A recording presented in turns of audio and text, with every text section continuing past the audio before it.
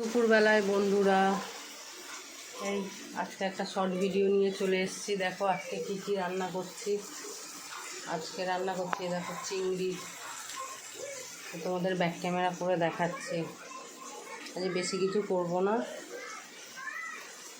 দেখো চিংড়ি রান্না করছি।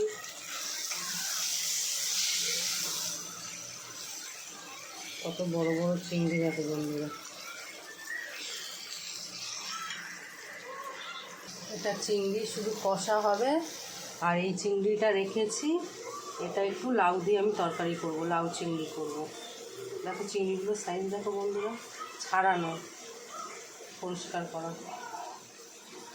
আর এদিকে দেখো ভাত রান্না হয়ে গেছে, মাটির হাঁড়িতে ভাত রান্না হয়ে গেছে।